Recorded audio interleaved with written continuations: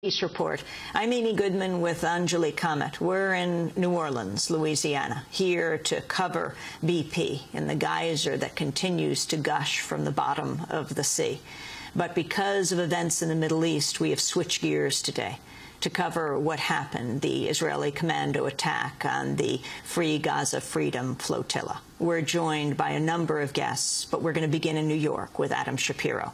He's the co-founder of the International Solidarity Movement and a board member of the Free Gaza Movement, one of the groups that coordinated the Freedom Flotilla. His wife, Huwaida Araf, the chair of the Free Gaza Movement, was on the flotilla. Adam, can you explain to us what you understand happened on, well, it was early Sunday morning in the, what happened to the flotilla? The boats were making their way, the 6 ships, in international waters, far in international waters. They were still at least 50 miles offshore, and so well off the coasts of Israel and Gaza. And as they were making their way, Israeli warships surrounded the flotilla, all the ships. And the first ship to come under attack by helicopter, with the commandos coming down from helicopter, as we've seen on the media, on the footage, was this big Turkish ship, the Mavi Marmara. And soldiers, as they came down, started opening fire immediately, as was reported by the Al Jazeera correspondents on the live stream that we have. And the soldiers injured and eventually killed at least one person, before other passengers decided at that point to try to act in self-defense and to try to stop more soldiers from coming onto the ship. What needs to be acknowledged here is that Israel acted violently by attacking our ships to begin with. And under international law, under the law of the seas, our people, as the people on that ship coming under such an attack, an illegal attack on the high seas, do have a right to defend themselves. Now, we don't necessarily encourage people to take up any kind of weapons against the Israelis, and certainly our activists train in nonviolence, but given the kind of scenario that was unfolding on that boat, I certainly do understand the desire of people to try to protect themselves and try to protect others who are already injured. The other ships, including the one that my wife Huwaida was on, also came under attack. We don't know, because we didn't have satellite feeds on those ships, the kinds of attacks that they suffered. And we still don't know, because all of the detainees are being kept from any kind of communication with media, with their families, even up until now with their lawyers and with their embassies. Adam Shapiro, do you know how many people died, and do you know how many people are being detained by Israel? Until now, we still don't know the exact number of dead. Israel refuses to release the names of the people that it killed, despite numerous requests from various embassies, some governments, and of course the media. And the exact number of dead, the exact number of injured, and the exact number of who are in detention, we do not know, because again, we are completely. This is becoming a major cover-up by Israel to keep all information blanketed from getting out. Have you heard from your wife, Huwaida Araf? Literally just now, as I came on this program, I received confirmation that she has been released. She is without phones and without any money. They took all of her stuff from her, but she's been released from prison and should be on her way to Jerusalem, hopefully right now.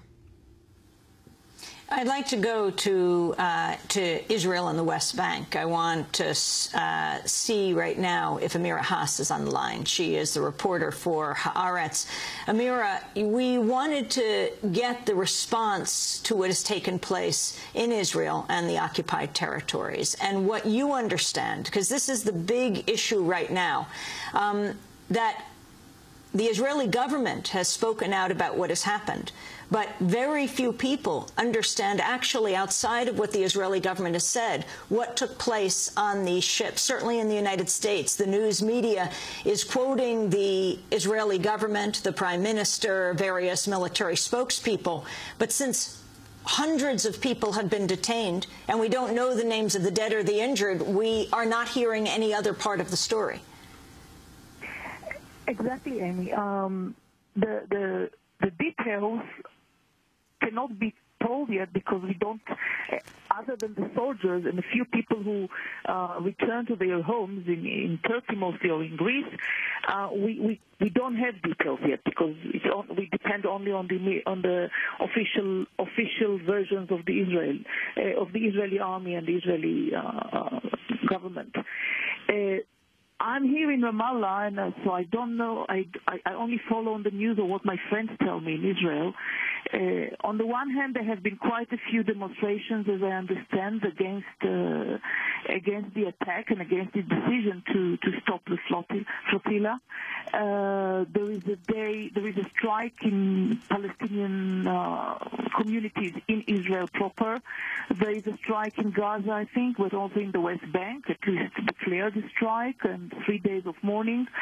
In the West Bank, I've seen that the Palestinian police is trying very hard to prevent people from clashing with the Israeli army, fearing deterioration. So what I've noticed that there are many security vehicles of the Palestinian Authority near junctions, near areas where the Israeli army is located. They opened, as I read, I haven't seen it, they opened wake houses in several municipalities all over the West Bank. But there were a few demonstrations yesterday in the West Bank demanding actually the Palestinian Authority to stop all negotiations with Israel and to stop the military coordination with Israel, which is it's a sore wound in Palestinian life, this military security coordination.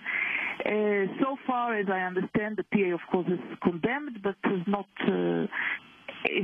reacting to this demand, to the public demand. We don't know what will happen next.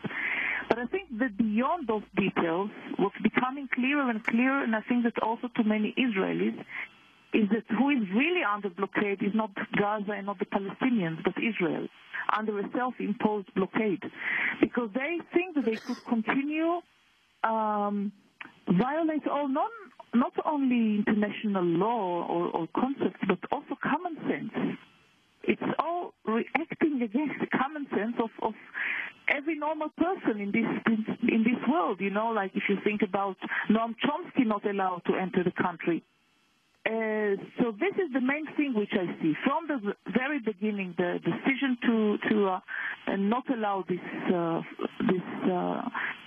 sheep from entering Gaza, from reaching Gaza. Then this attack on civilian ships, and then expecting that people will accept this attack as Adam said in international water. So it's a complete act of piracy, and then this